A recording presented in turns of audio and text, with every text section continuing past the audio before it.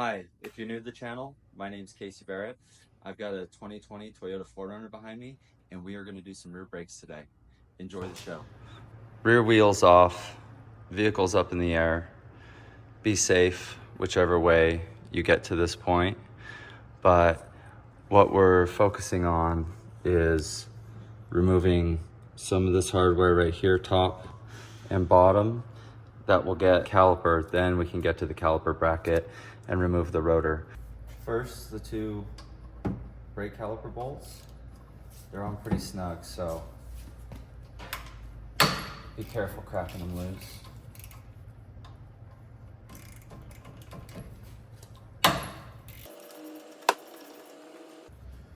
Once you've run the pins out, you'll discover whether or not you have any corrosion to deal with.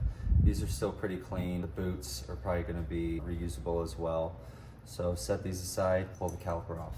You might be able to reset the piston with just a screwdriver, small breaker bar, because we have the park brake secondary. So if you can get a hold of the rotor, if you're not replacing it, be careful.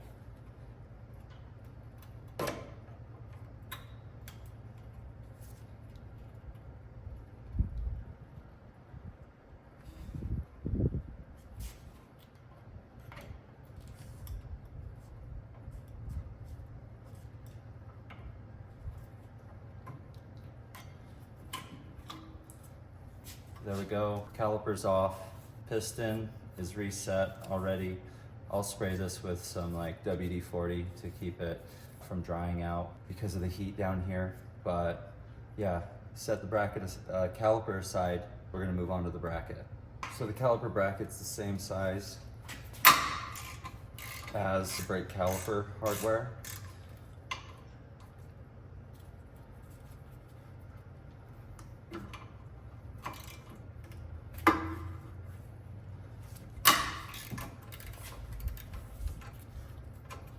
After you get both pieces of hardware out, the bracket should come off like this. I pulled it off with the pads in to give an example of an easy way to put everything back together.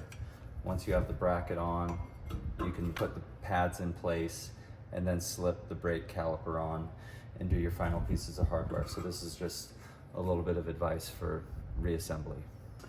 Also, make sure your park brake isn't on because you can severely damage what you're about to see behind the rotor. There's hidden parts in here. So there's a couple different ways you can take a rotor off. What we're gonna do is kind of what was the design. We've got a M8 bolt by 125, a little bit of lube for the top corrosion, but there's some threaded holes right here and across on the other side. And we'll just bolt in like that. You can do both sides.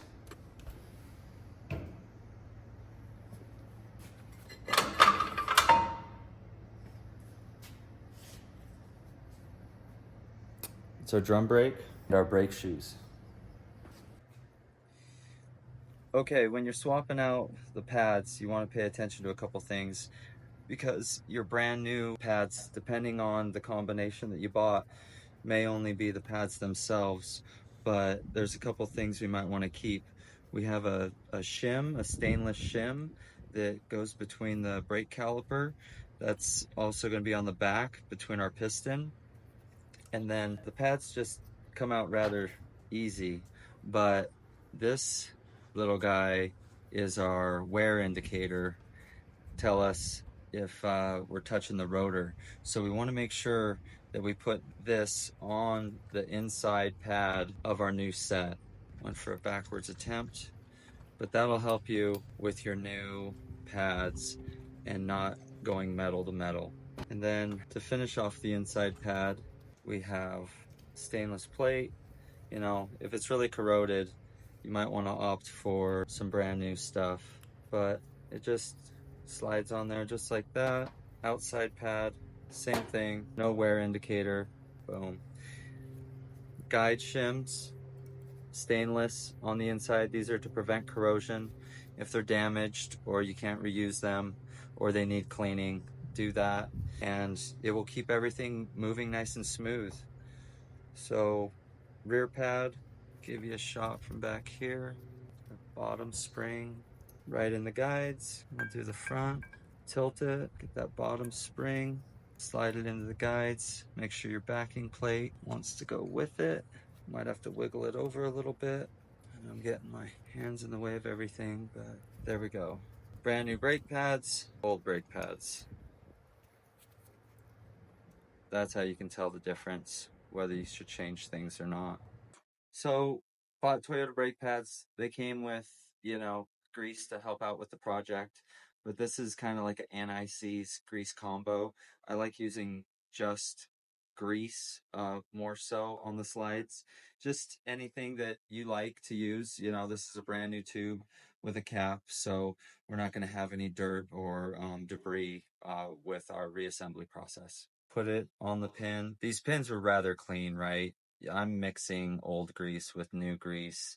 It's okay, but if your stuff's dirty, clean it up.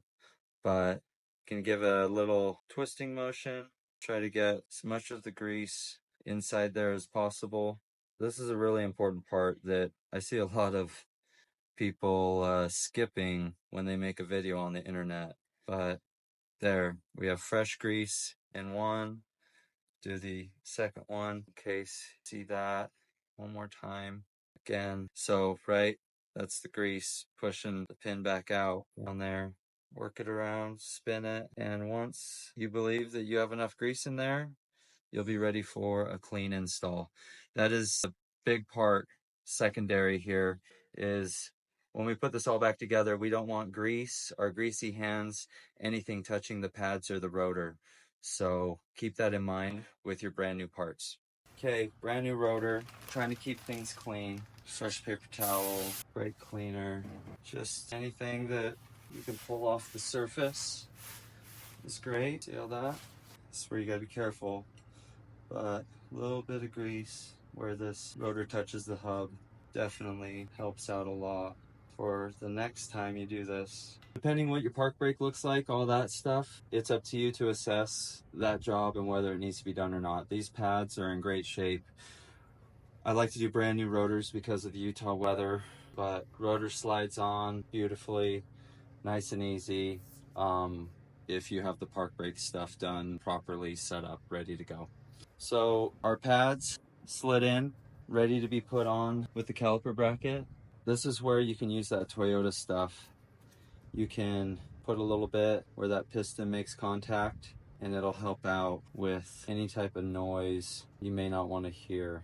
So I like to put it, of course, where the piston and caliper are going to be touching. We're going to go ahead and slide it in place. Got the top bolt and our bottom. These ones have washers. It wouldn't hurt to put a little bit of grease on the threads. Take your time, make sure you get the hardware nice and tight. You can do torque specs if you want, or how you prefer. In this case, this is how I prefer. So, got our dust seal on the piston. Gonna do a little bit of oil on there, letting the extra drip off, and can slide the caliper right on to the brand new pads. You want to be careful with your rubber boots. Get those in place, pin in.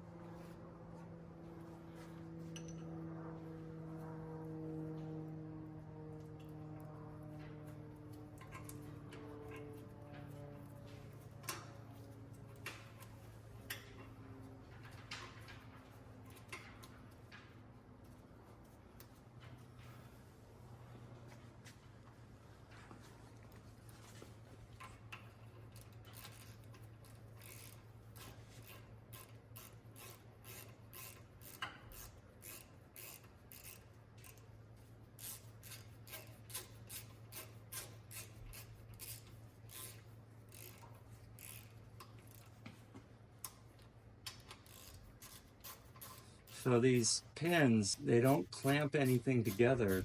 You're just gonna wanna tighten them up until they stop. And it looks like the grease pushed out the other side. But yeah, no crazy torque, just nice and snug. And this little rubber boot popped out. It's back in. That's brand new rotor and pads on the back of your 4Runner. Next thing you could do if you wanted is to bleed the brake system. Catch that in another video.